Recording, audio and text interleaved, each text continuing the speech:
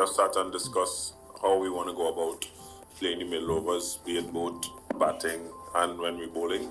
Obviously, you don't expect me to tell you exactly what the plans are going to be, but we have sat and discussed how we want to play it and how we want to play this format, as a team. So the guys are wary of their roles and responsibilities, and again, it's a matter of their going out and executing their roles, for within the team. I think he brings a good balance, to our team. He's first of all, he's a test batsman. He has test 100, so that in itself, I think, is a great asset, for us, having a guy who bats in the middle order in test cricket, coming in one-day cricket and can play any role. And given that he can bowl as well, I think it gives her that opportunity to play either as extra bowler, extra rounder, or an extra batter as well. So he has been very valuable for us. We saw his talents, and we're trying to exploit what he can give for himself. As he previously stated, he'd like to be up there in terms of being number one or rounder in the world, and no better place than getting that opportunity to do it. So he has come in. It's all of a left field selection, but it's something that has worked for us, and he's going to be an integral part for us going forward. Again, it's about preparation, and it's about you being able to realize your goals, realize your potential, and you're watching other guys who have done it or who are consistently doing it.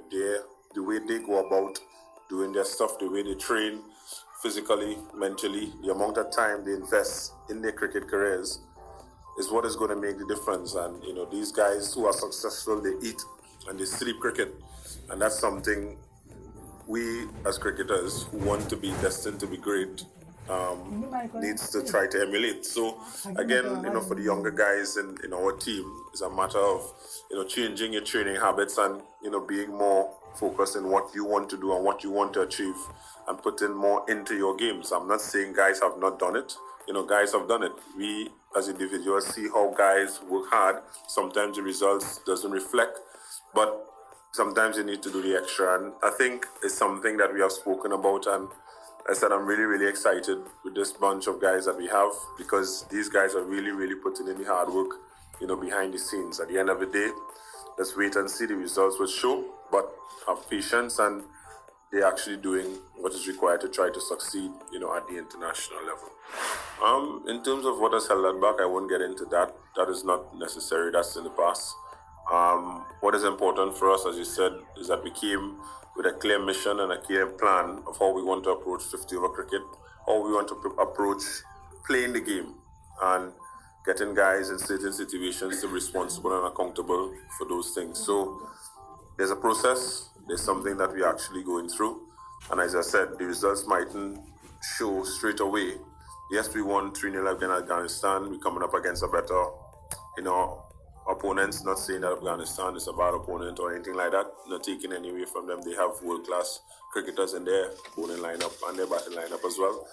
But it's a matter of us focusing on what we need to do going forward. Again, there are things internally that we are working on, and hopefully the runs and the results will take effect in time to come. Obviously, it's not going to happen overnight, and we are willing to work, and at the end of the day, when it takes us if it's the right thing or the wrong thing. Again, getting selected in the IPL, yes, no. It doesn't, for me, is a matter of every time you get an opportunity to play cricket in whichever format or whatever it is, whichever franchise, you do your best and you perform, you prepare to do what is important at that point in time. Getting selected in the IPL, these things is out of your control. What is in your control is being able to prepare as an individual and go out and perform. Everything else takes care of itself. So, yes, getting picked in the IPL will be augurs well for guys, financially, experience-wise, as well. But it's not something that should be in the forefront, of your minds, in order to succeed. You just need to have that willpower to want to do well every single time you get opportunity to step onto the cricket field. You learn a lot. You have the best players in the world playing the IPL, no doubt about it. You're sitting around amongst some of the greatest coaches and the greatest players who have actually played the game, as well. So in terms of learning, yes. In terms of trying to adapt and understanding situations, yes.